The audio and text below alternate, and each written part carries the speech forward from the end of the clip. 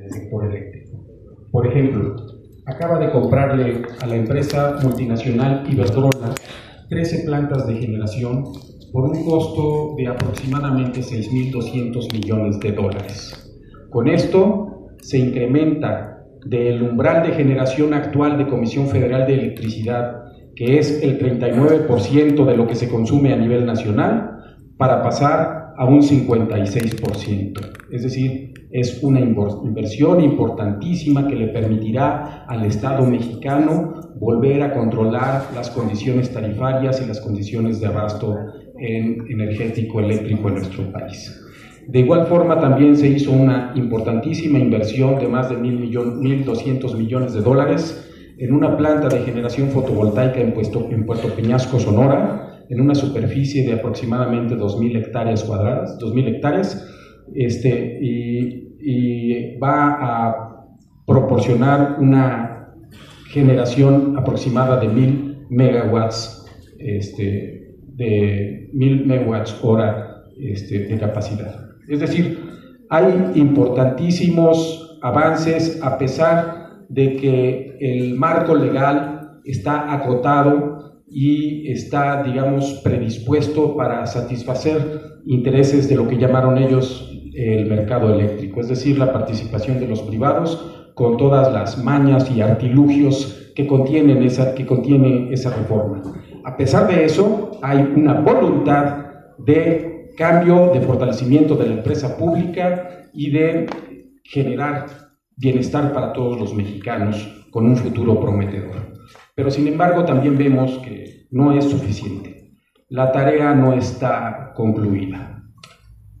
Al mismo tiempo de que el discurso oficial de Comisión Federal de Electricidad resalta la labor heroica de sus trabajadores cuando atienden los disturbios en condiciones climáticas adversas o en condiciones de terremotos o fenómenos naturales dañinos para la población que generan riesgos y tiran torres e interrumpen el servicio.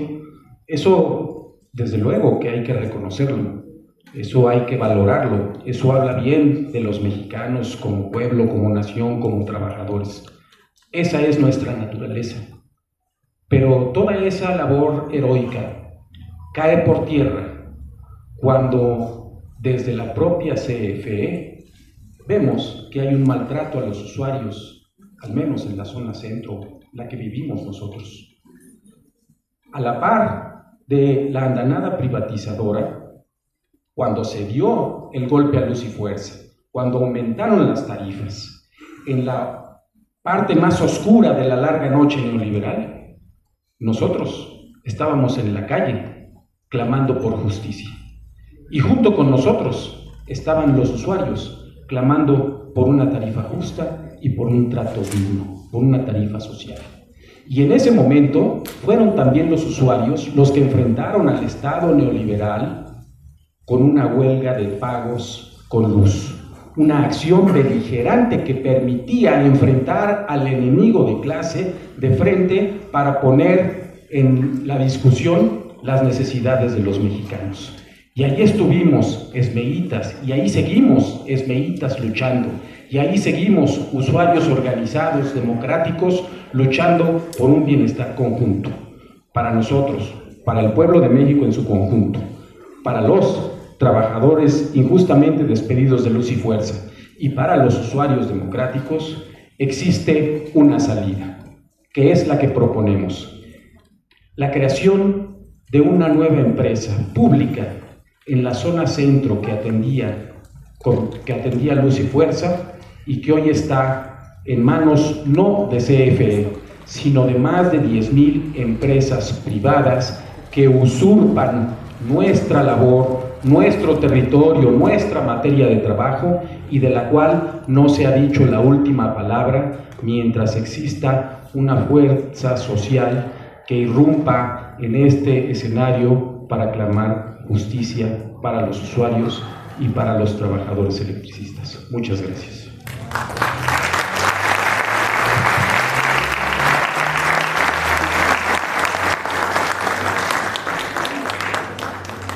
Bien, vamos a pasar el micrófono a Carlos Leiva para que continúe la exposición programada para este día.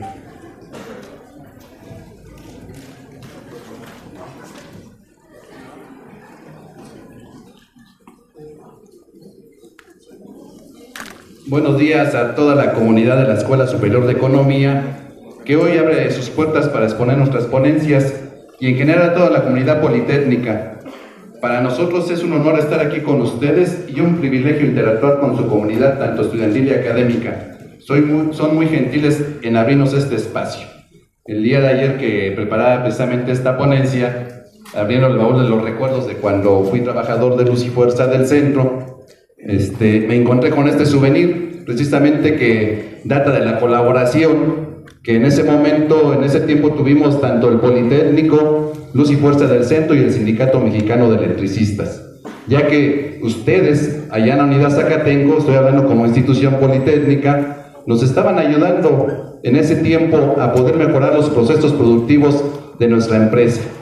Se había en un momento dado por parte de la administración implantar el modelo empresarial de Unión Fenosa en España. Sin embargo, los trabajadores electricistas sabiamente decidimos que fuera a través del Politécnico quien llevara este proceso de modernización, que quedó inconcluso porque ustedes saben que nuestra empresa fue ilegalmente liquidada y extinta en el 2009. Pero queremos agradecerles nuevamente que nos abran este espacio. La verdad que lo hacemos con mucho cariño ante todos ustedes, y agradecer aquí también al maestro Manuel Francisco Ortega, que es el director de la Escuela Superior de Economía, al maestro Arturo Jaramillo y al maestro Álvaro Mendoza, ya que sin ellos no hubiera sido posible la realización de este evento. Para ellos todo nuestro respeto y gratitud. Entrando en materia de lo que nos trae aquí el tema de la importancia del sector eléctrico en la economía nacional, yo agregaría que también para el desarrollo social del país. Y tenemos que remontarnos a la época del Porfiriato para entender la importancia del sector en nuestra economía. Uno de los impulsos más importantes fue con la llegada de Porfirio Díaz a la presidencia en 1876, fue la creación de plantas generadoras de energía, mismas que proporcionarían iluminación artificial a las mineras y posteriormente a las calles y residencias. Fue en León, Guanajuato, en una fábrica textil, donde se instaló el primer generador termoeléctrico que dio inicio a la historia eléctrica de nuestro país. Fue así como en este régimen se otorgó al sector eléctrico el carácter de servicio público el 11 de diciembre de 1881, en donde por primera vez en la historia se iluminarían las calles de la Ciudad de México. La firma encargada de la histórica labor de instalar el alumbrado público en las calles de la Ciudad de México fue la Compañía Mexicana de Gas y Luz Eléctrica. En la Plaza de la Constitución colocó 50 lámparas eléctricas, mientras que en la Alameda Central se instalaron 100 más 2,000 faroles de gas y 500 de aceite para barrios alejados del centro de la ciudad. En 1894, la empresa Siemens ganó la licitación y se inició con el cambio de lámparas de gas por eléctricas. A partir de este momento, se fue extendiendo la red de mercados urbanos y comerciales y se creó la Compañía de Luz y Fuerza. La mayoría de las compañías que producían electricidad eran de origen mexicano. La mayor parte de ellas estaban en la parte central del país. Se inicia la concesión del servicio eléctrico. En 1903, Porfirio Díaz le otorga a The Mexican Lion Power Company la concesión para la construcción del sistema hidroeléctrico Necaxa, explotando y aprovechando las caídas de los ríos Tenango, Necaxa y Jaltepuzca, primer gran proyecto de energía hidroeléctrica del país y de América Latina. Dicho complejo de presas, lagos y generadores nació no para electrificar la zona aledaña, sino para vender la energía en la zona minera de Pachuca, en Hidalgo, y para atender los requerimientos crecientes de la capital del país. La historia siguiente de nuestra capital no podría entenderse sin Necaxa. No nos explicaríamos el desarrollo del transporte, ni las obras de agua potable y alcantarillado de aguas residuales e industriales. Además de Necaxa, surgen empresas en otros lugares del país. En 1909 empieza a construirse la presa La Boquilla, sobre el río Conchos, en Chihuahua, cuyo propósito era hacer negocios con las empresas mineras extranjeras de la zona del Parral y de Santa Eulalia. La energía producida en México pasó a manos de The Mexican Lion Power Company, de American and Foreign Power Company y la Compañía Eléctrica de Chapala, las cuales fueron absorbiendo parte de las pequeñas compañías, incrementando su poderío de redes de distribución. Durante los años más violentos de la Revolución de 1910, la empresa anglo-canadiense, con sede en Toronto, construyó una de las empresas de arco más grandes y modernas del mundo en ese momento. Comenzó a funcionar en 1916. ¿Cómo pudo hacerlo en semejantes condiciones? Obviamente se trataba de sistemas eléctricos independientes. Para destacar que en la década de 1930, por la demanda de electricidad de las bombas de los pozos profundos de los agricultores laguneros, se hizo una interconexión entre la termoeléctrica lagunera y la hidroeléctrica de La Boquilla. En 1917, la Revolución Mexicana obtuvo como uno de sus resultados la oportunidad de la incorporación del gobierno en el mercado eléctrico. En 1926, el Código Eléctrico Nacional declara la electricidad como un bien público y le da la facultad al Congreso de la Unión para legislar cualquier asunto correspondiente a ella. Otro aspecto es que la electricidad trajo consigo el surgimiento de nuevos servicios, pero también de nuevos grupos sociales y de organizaciones, lo mismo que de nuevos saberes, oficios y especialidades. Cabe resaltar que en plena efervescencia revolucionaria, el 14 de diciembre de 1914, los trabajadores de la Compañía Mexicana de Luz y Fuerza Motriz Sociedad Anónima y de sus subsidiarias, las compañías de Luz y Fuerza de Pachuca Sociedad Anónima, Mexicana Meridional de Fuerza Sociedad Anónima, de Fuerza del Suroeste de México Sociedad Anónima y de Luz y Fuerza Eléctrica de Toluca Sociedad Anónima, constituyeron al glorioso Sindicato Mexicano de Electricistas. Nosotros somos descendientes de esta gran organización, de esa generación de electricistas que lograron plasmar en su contrato colectivo de trabajo las grandes conquistas laborales en beneficio de sus trabajadores. También fue impulsor y ejemplo a nivel nacional e internacional por la defensa de los derechos de los trabajadores, y de ahí que se impulsó la creación de la Ley Federal del Trabajo y propulsores de la nacionalización de la industria eléctrica. La expansión del consumo eléctrico obligó a los gobiernos a tomar cartas en el asunto, primero para sacar provecho mediante impuestos a la actividad, más tarde para lidiar con los conflictos obrero-patronales y luego, ante las protestas del público que ya había hecho suyas las ventajas de la electricidad para producir energía. Entramos a la segunda etapa de la historia de la electricidad en México. La Comisión Federal de Electricidad nació en 1933 y en 1937 empezó a funcionar plenamente, ya que en 1940 la Comisión Federal de Electricidad inició la construcción de su primera central eléctrica, la de Valle de Bravo en el Estado de México. Ahí está la semilla de la nacionalización de la industria, ocurrida 20 años después. Solo por el creciente involucramiento gubernamental puede entenderse la construcción de Infiernillo en 1959 y 1965 en Michoacán, y luego las sucesivas presas chiapanecas. El 14 de agosto de 1937 nace la Comisión Federal de Electricidad con el objetivo de organizar y dirigir un sistema nacional de generación, transmisión y distribución de energía eléctrica. A la postre, se empieza a construir la Red Nacional Eléctrica, que expresa el avance del mercado interno, da cuenta de la consolidación del Estado Nacional, no solo por el control territorial que implicaba, sino por su lugar como productor de una energía estratégica para la economía del país. No fue tarea fácil, eran frecuentes las quejas de productores y de vecindarios por la falta de electricidad. El hecho más destacado se da en 1960 en esta etapa, año en que se nacionaliza la industria eléctrica por iniciativa del presidente licenciado Adolfo López Mateos. Para llevar a cabo este proceso, las empresas privadas se vieron forzadas a vender sus activos a la empresa paraestatal Comisión Federal de Electricidad. Aquí se construiría el modelo conocido como de integración vertical o monopolio estatal, que en palabras sencillas significa que una sola empresa es la que controla todos los eslabones de la cadena de valor, que en ese momento eran la generación, la transmisión y la distribución de energía eléctrica. La Comisión Federal de Electricidad adquiere las pequeñas compañías eléctricas. El 54% de la capacidad instalada en el país correspondía a Comisión Federal de Electricidad. Este incremento se debió a que en ese año adquirió el 100% de la compañía Mexican Light y el 95% de la compañía denominada La Impulsora.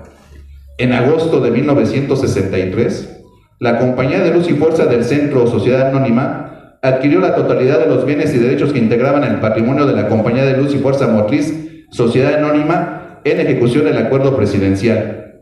En virtud de lo anterior, la citada Compañía Luz y Fuerza del Centro, Sociedad Anónima, continuó prestando el servicio público de energía eléctrica.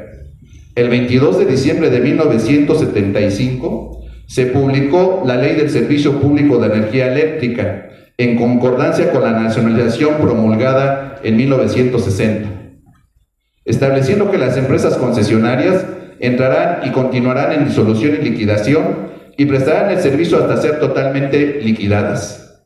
El 27 de diciembre de 1989 se reformó el artículo 4 transitorio de la Ley del Servicio Público de Energía Eléctrica, previendo al Ejecutivo Federal la constitución de un organismo descentralizado que tendrá a su cargo la prestación del servicio que han venido prestando las empresas en liquidación, Compañía de Luz y Fuerza del Centro, Sociedad Anónima y sus subsidiarias. Tercera etapa. El 23 de diciembre de 1992 se reforma la Ley del Servicio Público de Energía Eléctrica y se abre nuevamente la participación al capital privado a través de las figuras de autoabastecimiento, cogeneración o pequeña producción, la venta de energía eléctrica de productores independientes para su venta a la Comisión Federal de Electricidad, la generación eléctrica para su exportación, la importación de energía eléctrica para autoabastecimiento y la destinada para usos de emergencia derivadas de interrupciones, los famosos apagones. El 9 de febrero de 1994 se crea el organismo descentralizado Luz y Fuerza del Centro, que nace con personalidad jurídica y patrimonio propio y con sede en la Ciudad de México, operando la zona central del país. Después de la crisis petrolera y sumados a la crisis de 1994, el Banco Mundial impone condiciones para que las empresas del gobierno tengan mayores candados en adquisición de deuda. De esta manera, entrampan a la Comisión Federal de Electricidad al ya no tener capacidad de crédito necesario para satisfacer la demanda creciente de servicio eléctrico. Por tal motivo, la Comisión Federal de Electricidad ya no contaba con créditos necesarios. El mercado eléctrico nacional se abre a la iniciativa privada bajo el esquema de productor independiente de energía, favoreciendo al sector industrial. Las plantas de los productores independientes de energía siguieron creciendo hasta producir más del 40% de la energía eléctrica nacional. Siguió avanzando la privatización. Al inicio de la década de los 2000, la industria eléctrica mexicana estaba compuesta por 2 empresas públicas que proporcionaban el servicio público de energía eléctrica y que construían el sistema eléctrico nacional: Comisión Federal de Electricidad y Luz y Fuerza del Centro, siendo esta última extinta por decreto ilegal presidencial en el año 2009. Entramos a la cuarta y última etapa, que es la que estamos viviendo actualmente, y se da a partir de la reforma energética del presidente Peña Nieto del 2013, donde se crea el mercado eléctrico mayorista y el mercado spot de electricidad. En la cadena de valor antes de la reforma, la CFE se encargaba de la generación, la cual podría ser construida con recursos propios o con inversión privada. Pero el único comprador de esa energía era la CFE, quien era responsable de la construcción y mantenimiento de la Red Nacional de Transmisión y de las redes generales de distribución para llevar y suministrar energía eléctrica a todos los consumidores del país. Después de la reforma, la generación eléctrica se abre por completo para que la iniciativa privada pueda participar directamente, al igual que en el suministro eléctrico, figura que nace en esta etapa, y quienes cumplan con los requerimientos que pide la Comisión Reguladora de Energía pueden ser ahora compradores directos de la energía sin intermediación. Actualmente seguimos en el desarrollo de esta cuarta etapa con un mercado eléctrico en funcionamiento y con la CFE manteniendo dentro de la transmisión y la distribución de energía eléctrica como el único de los servicios que se considera actualmente como servicio público de energía eléctrica. La reforma de Peña Nieto en 2013 ya le da la libertad a las empresas de poder comprar entre particulares. Anteriormente, si ustedes se dan cuenta en la exposición que hemos dado, la nacionalización de la industria eléctrica se promulgó en 1960. Sin embargo, no se logró en ese momento llevar a cabo por completo la nacionalización, porque si nos damos cuenta, todavía había compañías por liquidar hasta el 1989, que se decreta por el presidente en aquel entonces de que tenía que constituirse un organismo en la zona central del país. Pero antes de que se consumara ya completamente la nacionalización, que pasó todo ese tiempo de 1960 hasta el 89, compañeros, ya cuando se da por creada la empresa Luz y Fuerza del Centro, ya se había modificado la ley del Servicio Público de Energía Eléctrica con las figuras que ya les había mencionado anteriormente de cogeneración y autoabastecimiento. Pero ¿saben qué pasó en ese tiempo? Que abusaron las empresas, porque se hicieron consorcios donde se hicieron socios varias empresas y ya se vendían energía entre ellos mismos, es decir, hicieron pequeñas CFEs, pequeñas Luz y Fuerzas del Centro, y nos comenzaron a quitar las cuentas especiales, lo que son clientes calificados para CFE. Como un ejemplo, cuando estaba Luz y Fuerza en operación, lo que eran cuentas especiales era la facturación, que para Luz y Fuerza representaba el 80% de su facturación. El 20% aproximadamente era el servicio básico, el suministro básico, por decir, los consumidores domésticos, compañeros. Y entonces ya nace Luz y Fuerza con esa desventaja, con ese candado, y a Comisión Federal la empiezan a debilitar porque ya sus clientes especiales ya los tenían la iniciativa privada. Estaban actuando ilegalmente a través de una ley secundaria, contraviniendo lo que disponía la Constitución en su artículo 25, 27 y 28 constitucional, que decía que los recursos naturales se tenían que aprovechar para la generación, distribución, transmisión y comercialización de energía eléctrica, y que únicamente le correspondía al Estado. ¿Quién les estorbaba para la reforma eléctrica de 2013, compañeros?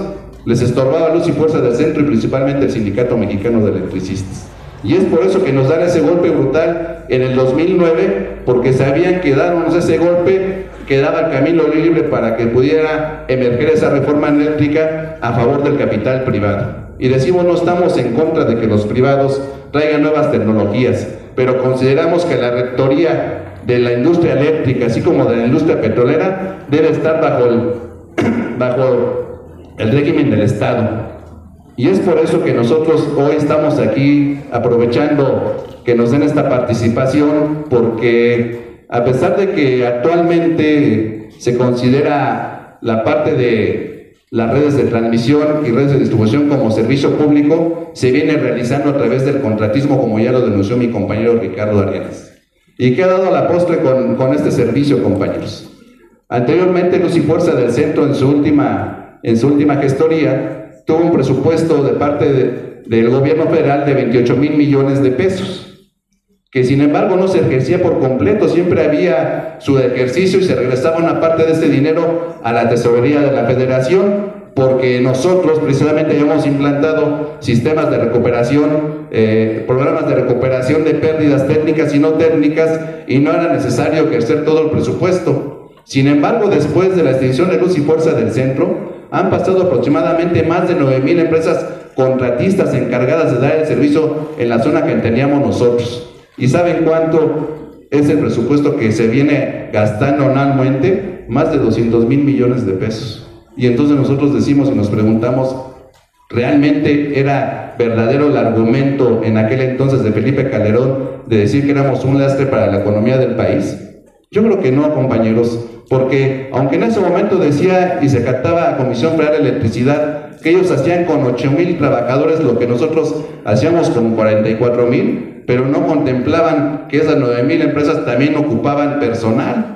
Entonces no eran los 8,000 que decía Comisión Federal de Electricidad que le bastaban para atender la zona central del país, compañeros. Esa es la situación que estamos viviendo actualmente con esta reforma eléctrica, que a bien tuvo el presidente en su momento de denunciar la situación que ya les hemos comentado de cómo venían operando los consorcios empresariales para venderse energía eléctrica entre ellos y no invertían en lo que eran las líneas de transmisión. Y es por eso que en muchas zonas del país de repente hubo apagones, porque se creaban muchas empresas generadoras, pero no se fortalecía, no se reforzaba y no se ampliaba la red de transmisión al sistema nacional ni la red de distribución.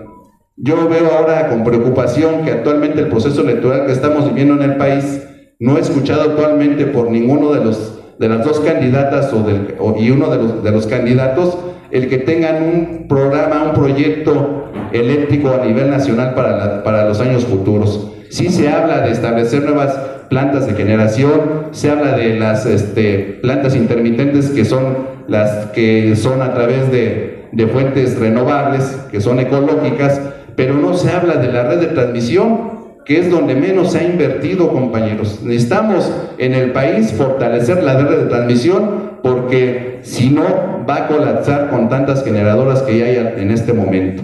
Y hay necesidad de establecer más plantas de generación, porque vemos que hay, ahora con lo de nearshoring, compañeros, viene ya la inversión privada, pero también si no encuentra condiciones de que esté fortalecida la red de transmisión y distribución para poner plantas de generación, compañeros, pues la verdad que sí va a afectar la economía nacional. Y nosotros volvemos a hacer este énfasis en lo siguiente. Para nosotros es necesario, como electricistas democráticos, trabajadores de luz y fuerza del centro, creemos que se debe de regresar la empresa pública a la zona central del país, compañeros.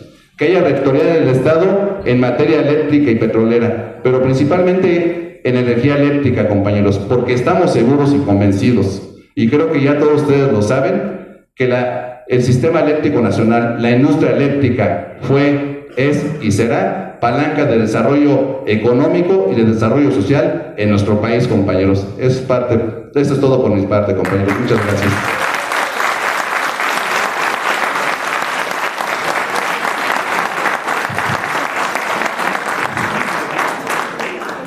Bien, vamos a continuar. Antes, me pidió en particular el señor director de la Escuela Superior de Economía, que se le disculpara, tuvo que retirarse por razones de actividades que tiene programadas, y sin embargo no dejó la oportunidad para dejar un saludo para los ponentes y para todos los asistentes a este evento académico. Es importante dejar claro de que la Escuela Superior de Economía tiene que volver a retomar el papel de ser eco de las aspiraciones nacionales, tiene que ser eco de los temas candentes que posibiliten el desarrollo nacional. En ese sentido, el tema de hoy, ¿verdad?, como ustedes ya lo están oyendo, pues es la importancia del sector eléctrico, la importancia del tema del agua, la importancia del petróleo, la importancia de los recursos naturales para asegurar un futuro pues mejor para las mayorías de este país. En ese sentido, pues vamos a darle la palabra a Mario Benítez, con el que concluiría esta exposición, y después pasaríamos a preguntas y respuestas.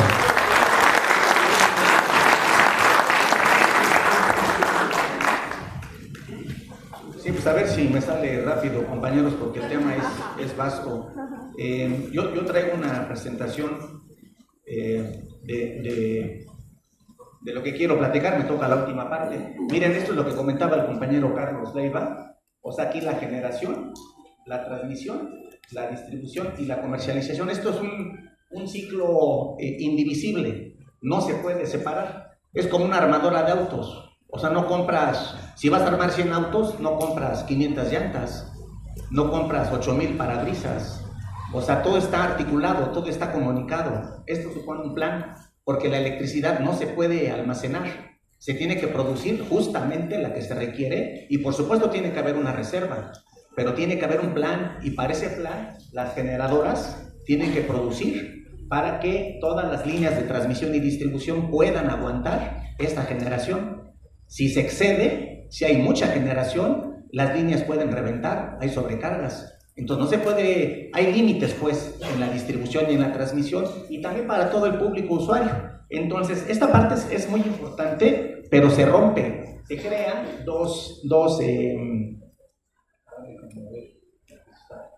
crean con los gobiernos neoliberales se crean dos instancias que rompen con esta indivisibilidad. Una es la Comisión Reguladora de Energía, que se encargó de dar permisos, de los que comenta Carlos, permisos para que privados puedan generar. En el año de 1994 teníamos nosotros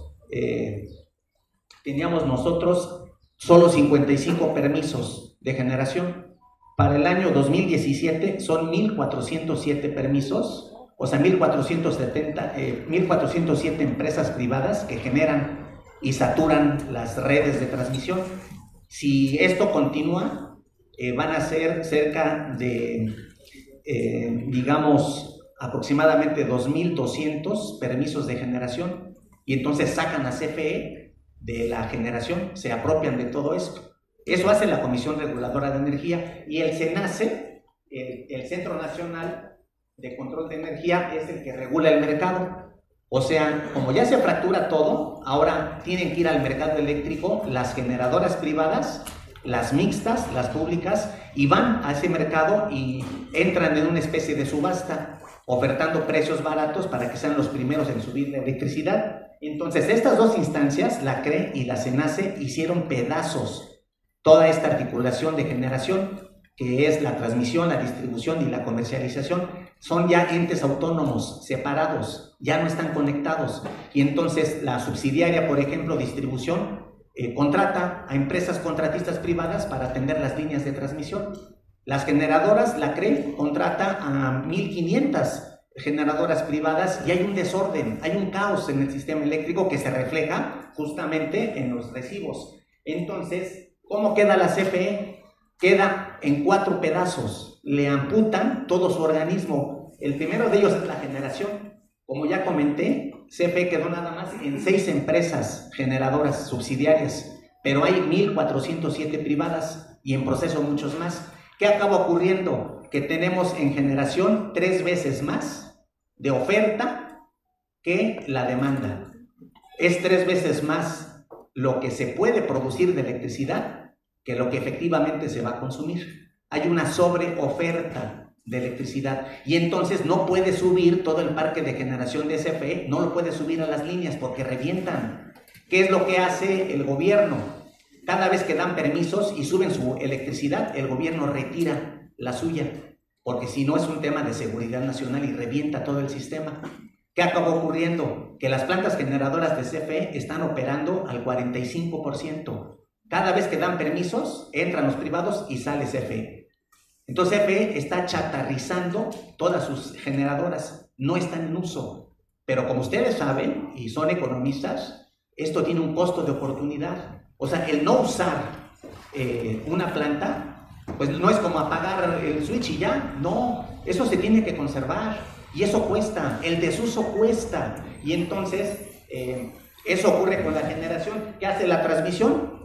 Contratar empresas privadas. Pero hay un problema, porque en esta descuartizada que le meten a CFE, CFE está obligada a entregar la electricidad a todos los hogares. A todos los hogares. Son 50 millones de usuarios. Pero CFE, pudiendo producir su electricidad, no la entrega. Tiene que comprarla en el mercado. Tiene que ir a la subasta con el CENACE. Y entonces, aunque pueda generar, va al mercado y ofrece su electricidad. ¿Qué ocurrió? ¿Qué reglas pusieron? Bueno, miren, aquí está la proyección. Estos son datos de la CFE. En el año 99, nosotros tenemos aquí, CFE tiene todo el mercado eléctrico, 0 privados. En 2013, 63-37. Así, 54-45. ¿Qué pasa en 2020? CFE tiene aproximadamente promedio el 40% del mercado eléctrico y los privados el 60%. Para 2024 sería 29-71. En 2029, 16 el sector público, 84% el sector privado. Se apoderan de toda la electricidad.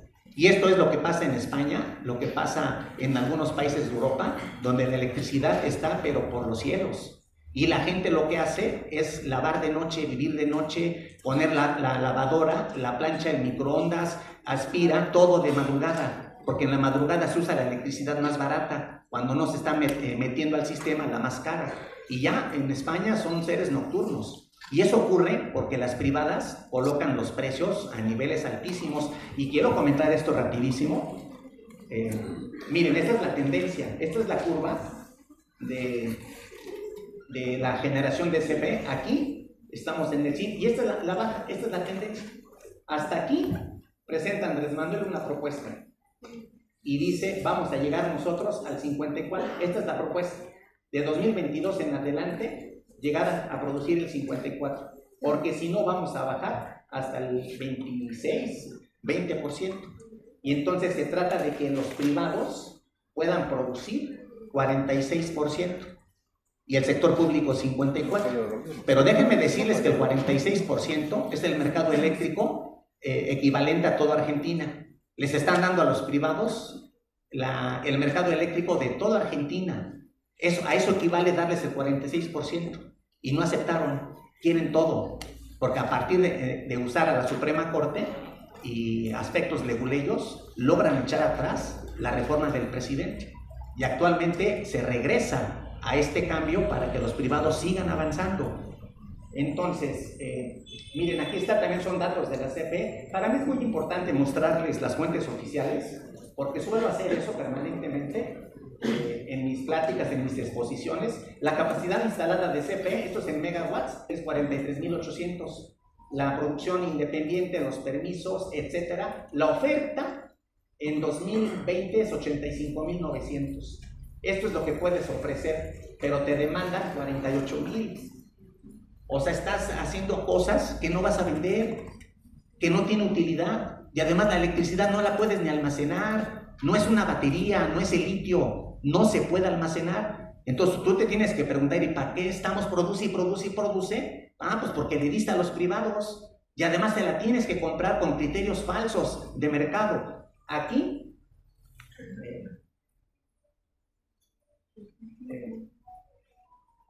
también con los datos de CFE, el despacho no refleja los costos reales de generación, porque como ustedes saben también, en los costos, en la teoría de costos hay costos fijos y costos variables. En el caso de la electricidad, metieron estrictamente el costo variable.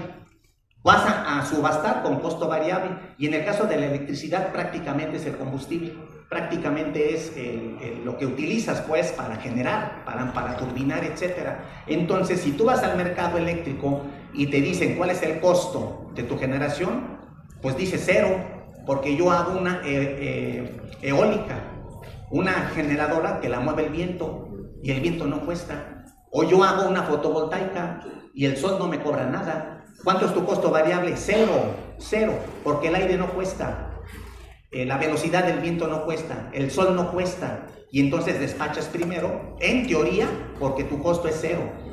Cuando le metes el costo fijo, el costo total sube. Porque ¿qué ocurre con las energías eólicas? Hay dos aspectos que son importantes. Miren, aquí lo anoté porque... pues para abreviar, pues son intermitentes. Intermitentes quiere decir que no existe la misma capacidad para mantener el voltaje requerido y alimentar una industria. No siempre va a haber aire, ni con la misma velocidad. Y no siempre hay sol, hay nubosidad, hay lluvia. Y cuando esto ocurre, pues la generación se hace intermitente. No tiene la misma capacidad para darle servicio y fuerza a una fábrica, por ejemplo. Entonces, ¿qué sucede? Que CFE tiene que respaldar esa generación para que llegue al voltaje requerido y no quede tu foco como una velita, cuando eso nos pasa en casa, por ejemplo. Eso se llama el respaldo. CFE tiene que respaldar a esas energías fotovoltaicas, eólicas, solares, etc. Y hay otra cosa adicional, que donde hace mucho aire está lejos de los centros de consumo, de los centros industriales. Entonces, o donde hay mucho sol. Y entonces en Oaxaca, por ejemplo, Iberdrola tiene una gran planta eólica, pero la tiene que distribuir hasta Monterrey. Y el centro donde hace mucho aire está lejísimos de donde se requiere esa energía, que es Monterrey. Eso hay que llevarlo, hay que transportarlo. Eso se llama el porteo. Eso es usar las redes de transmisión, las torres, las líneas, las subestaciones, para que tú puedas llevar la energía eólica de Iberdrola de Oaxaca a Monterrey. Entonces eso se llama el traslado. Hay dos cosas importantes que se tienen que saber. Una es el respaldo que le damos a esas energías que tienen costo 0, y otra es el traslado, el porteo. Y estos datos son importantes porque de solamente respaldar aquí, el respaldo anual es de 4,000 millones de pesos. Ese es un subsidio para las privadas. Y son distantes, el porteo del transporte de la electricidad son 30,000 millones de pesos al año. Entonces, esto es lo que CFE le entrega a las privadas para que den el servicio. Y entonces tú estás soportando con esto, que ellos lleguen al mercado y digan costo cero. Miren, hay algo adicional, que la electricidad no se consume totalmente desde que comienza el día. Hay un pico de demanda, que es la hora, la demanda máxima, que es esta curva, en donde aquí es en el intervalo de las 6 más o menos a las 8, es cuando es la demanda máxima, cuando se consume más electricidad. Aquí empieza el día. Son las 6 de la mañana, ustedes se levantan, prenden el foco, quizás la bomba para echar agua y va creciendo el día, aquí entran a trabajar, entran a las escuelas, acá hay una pequeña cúspide y conforme va descendiendo, porque ya acaba el trabajo, llegamos a casa, descansamos, pero en este periodo aumenta muchísimo. La primera energía que se sube es la más barata, porque se demanda poca. Cuando se acaba esa, metes la energía que sigue, la más cara. Se acaba, metes la más cara. Cuando llegas a este punto, entró la más cara, y es la que se hace con petróleo. Cuando se llega a este nivel, todos los que subieron su energía cuando era la más barata, se les paga a este nivel. Se les paga, como ustedes conocen la teoría marginal, se les paga con el último costo a todas las demás, independientemente del costo real en que vendieran su electricidad, se les paga al último de demanda máxima.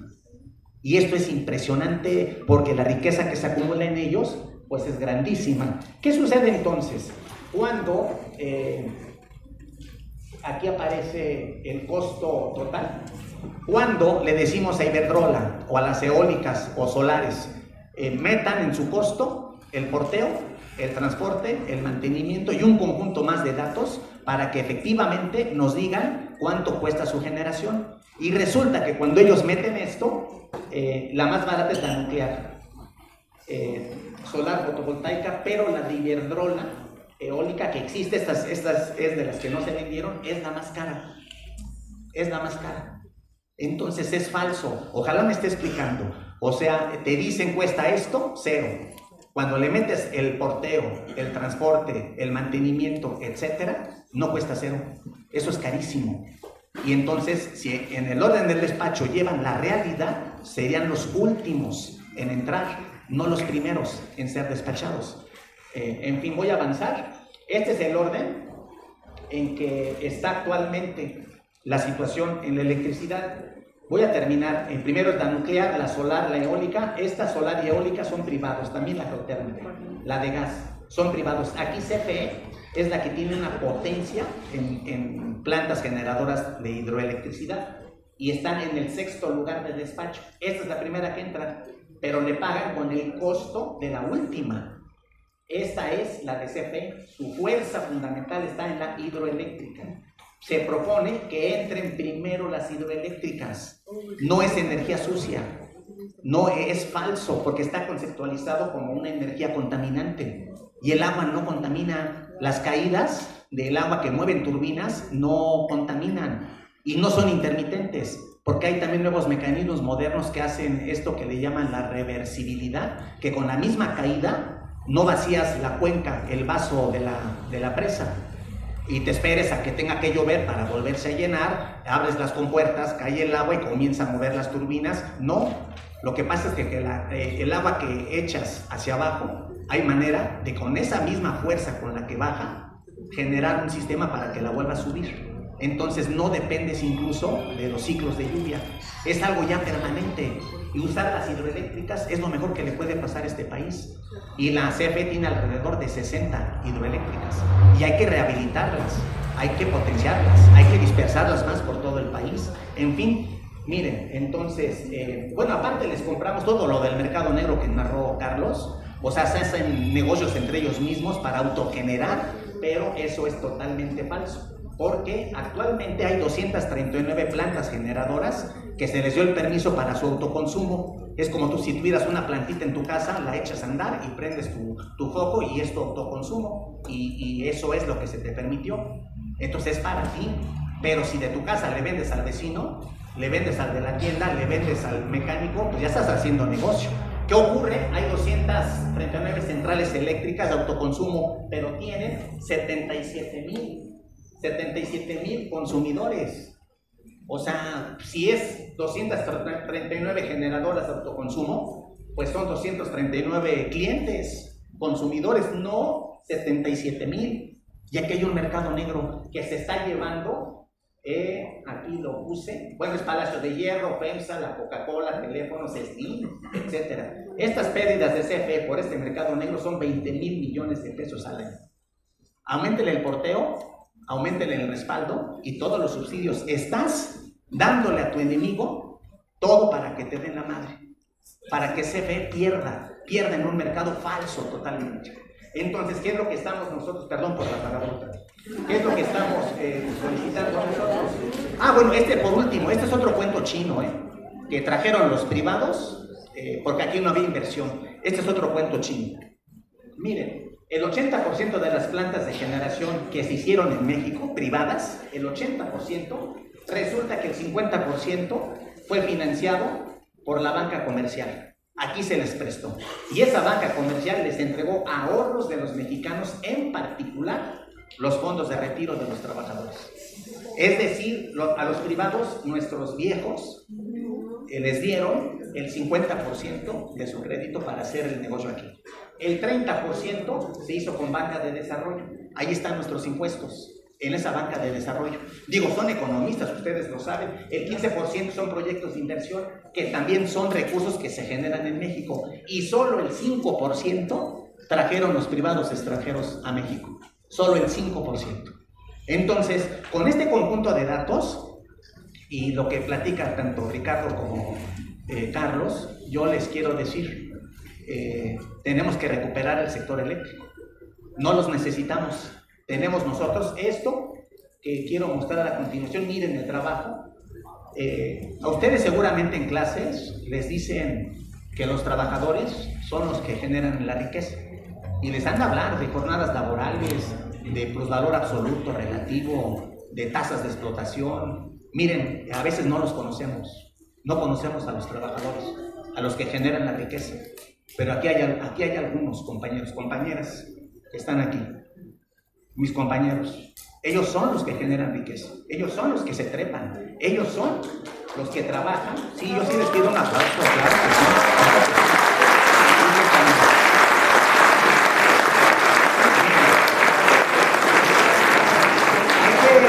Hay que rifarse en las líneas, hay que rifarse. Y toda esta riqueza eléctrica, pues era nuestra, la hicimos nosotros. Y un día nos dicen, no, pues ¿qué crees? Lo que era tuyo ya no es tuyo, ya es de los privados. Y eso no es correcto, no es correcto. ¿Cuál es nuestra exigencia? Que regrese a manos públicas todo el sector eléctrico, todo. Que regrese luz y fuerza a la zona centro. Costaba antes 28,000 millones de pesos para atender la zona centro. A las arcas federales, al presupuesto de la federación. De ahí, el presupuesto de la federación, también ustedes lo saben, es todo lo que recauda el Estado a partir de impuestos, incluso sus empresas públicas. Y a partir de lo que le ingresa, destina egreso de todo el esfuerzo social que hacen 130 millones de mexicanos, el Estado lo recauda en el fisco, en Hacienda. Y de todo lo que le recauda, dice, a ver, luz y fuerza opera en la zona centro. ¿Cuánto necesita? 28,000 millones de pesos. Así nos daban presupuesto, y bien dice Carlos, incluso no nos lo gastábamos, se regresaba una parte.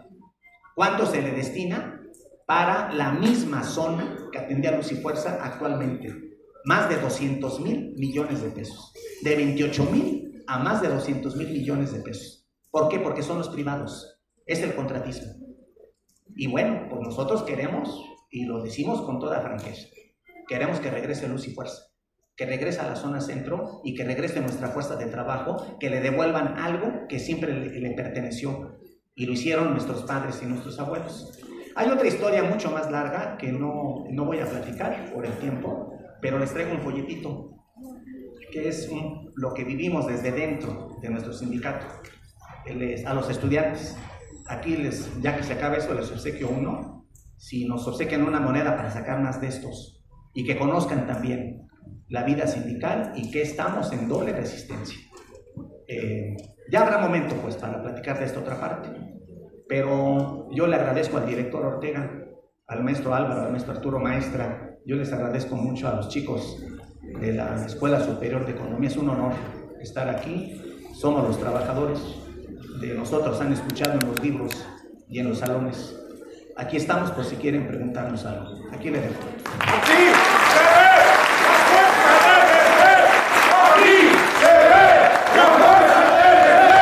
Aquí se ve la fuerza del EFE. Aquí se ve la fuerza del EFE.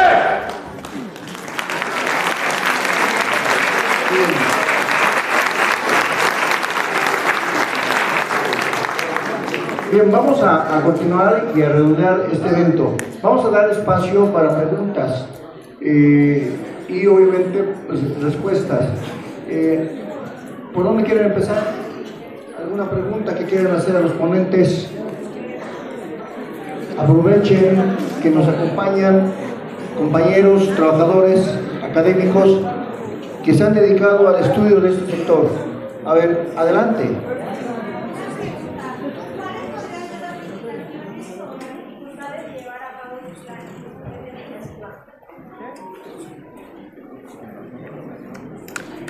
Mi pregunta es la siguiente. ¿Cuáles podrían ser las limitaciones o dificultades para llevar esa iniciativa?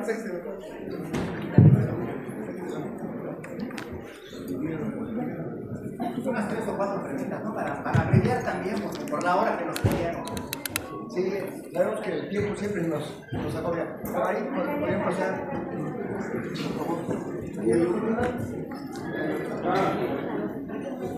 Bueno, esta es una pregunta más como sindical, porque yo soy nieto, hijo de electricista de Luz y Fuerza, y soy orgullosamente de Necaxa, y mi pregunta es, ¿cuál es el futuro para el SNEC, la pseudoempresa que hizo Martín Esparza, y el futuro para la industria eléctrica actualmente en México?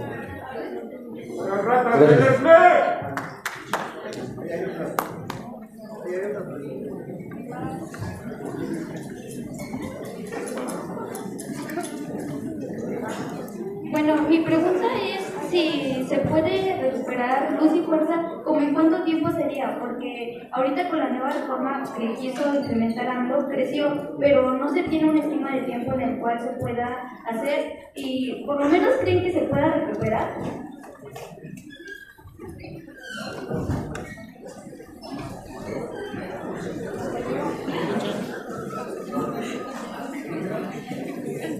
Hola, buenos días, buenas tardes creo ya. La mía es una pregunta. Yo soy fui trabajadora de Luz y Fuerza, pero también fui miembro de esta honrosa y honorable Escuela Superior de Economía. Fui también miembro del Comité de Lucha, heredero de las grandes jornadas de los años 60, particularmente del 68 y del 71. Soy contemporánea del profesor Arturo Jaramillo, estuvimos en el mismo grupo, si te acuerdas de mí. Y estoy aquí muy contenta, es un profundo honor encontrarme con esta generación de jóvenes. No quiero alargarme mucho, nada más decirles, el lema del Politécnico siempre ha sido, que yo sepa, no sé si lo hayan cambiado, la técnica al servicio de la patria. Esto entraña un gran contenido nacionalista y patriótico, compañeros de la mesa que nos preside y de todos ustedes, porque nos está hablando de la gran vinculación del medio académico, del sector estudiantil, de los trabajadores y los trabajadores en general del pueblo de México. En la creación del Politécnico, que tiene que ver con una visión de hacer esta vinculación precisamente. Fue una institución que se creó para albergar a los hijos de los trabajadores y de los campesinos. No me alargo más, nada más invitarlos, muchachos. En ustedes está también el futuro de este país. En ustedes están depositadas también las esperanzas de que este país, que ha iniciado una gran transformación histórica, sea también para adelante. Entonces, gracias por habernos permitido estar con ustedes. Estoy muy contenta y vamos a echarle todos muchas ganas. Adelante.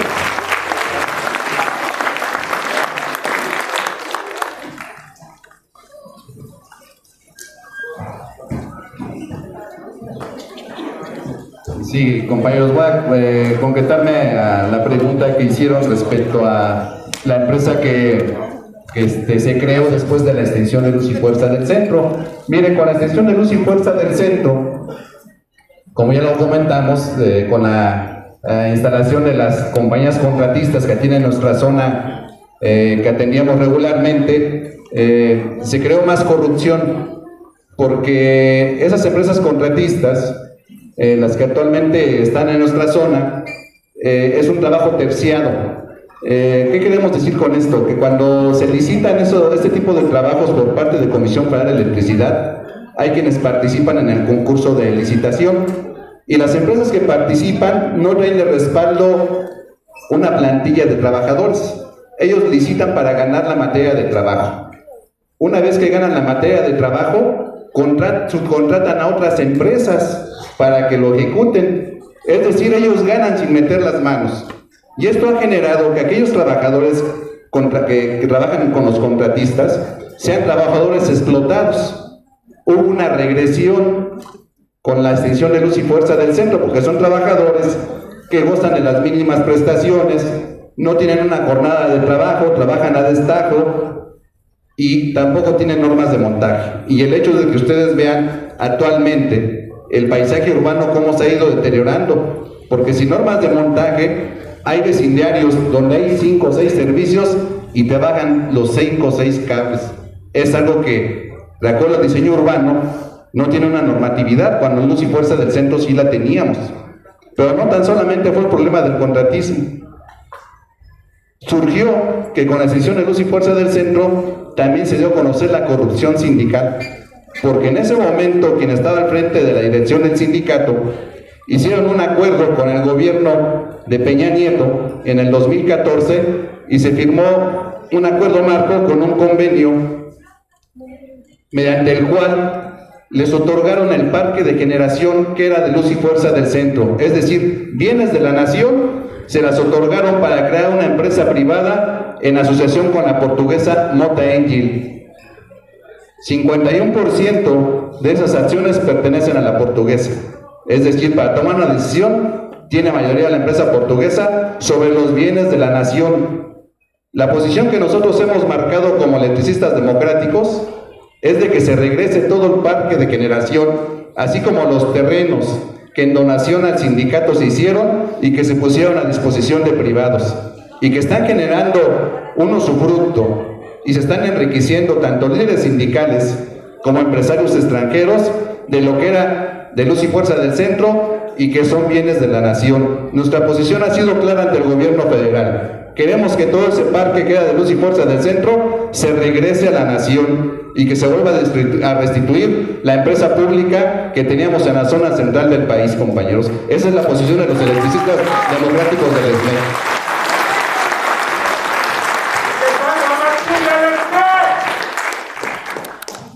Bien, muy interesantes estas preguntas que nos han hecho. Yo quisiera hacer un comentario breve sobre cada una de ellas. El asunto que comenta Patti sobre el lema del Instituto Politécnico Nacional, que dice que la técnica, poner la técnica al servicio de la patria, es fundamental y contiene un mensaje nacionalista profundo. En el régimen neoliberal se pervirtió esta esencia y se puso la patria al servicio de los tecnócratas. Se revirtió el sentido legítimo. Y esto es parte de lo que se tiene que recuperar como nación, no solo en la crisis politécnica, a partir, desde mi punto de vista, de la llegada a la presidencia del ser más vil que ha pasado por esta institución, que es Ernesto Zedillo, sino porque hay un gran trabajo, una gran labor social que tenemos que concluir. Y esto tiene que ver con el asunto de en cuánto tiempo se puede recuperar Luz y Fuerza. Pues Luz y Fuerza se recuperará en la medida de que la acumulación de fuerzas en el sentido razonable sea suficiente para hacer ante el Estado mexicano, con la visión de nuestro presidente Andrés Manuel López Obrador, con su voluntad política y el peso de la sociedad y de los obreros que queremos y demandamos el retorno de Luz y Fuerza.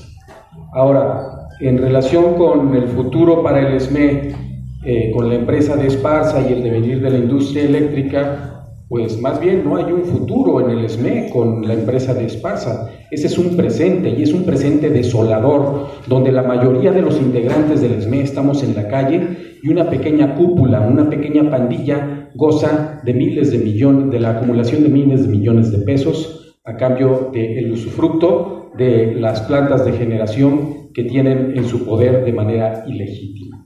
Entonces, lo que hay que hacer es recuperar el SME profundo, retornar el parque de generación de Luz y Fuerza que está en manos de una empresa multinacional a su legítimo dueño, que es el pueblo de México. Porque en la actualidad el negocio es de todos, menos del dueño ni de los trabajadores.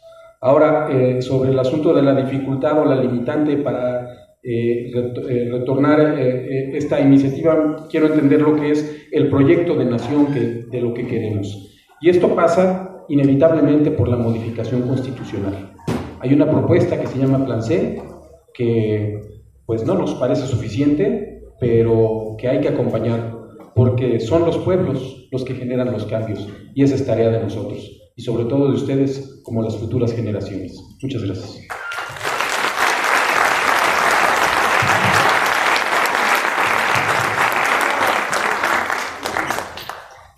Bien, compañeros invitados, pues vamos a concluir este evento, pues agradeciendo agendarnos en una charla, porque es importante esa experiencia, sobre todo, como bien dicen, para las futuras generaciones. Entonces, en ese sentido, pues entrego al maestro Benítez, ¿verdad?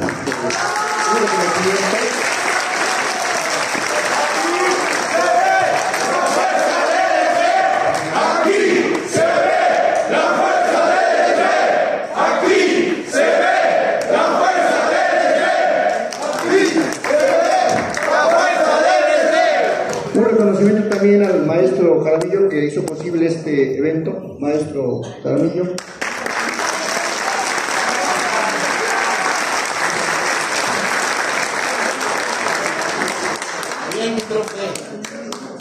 Ok.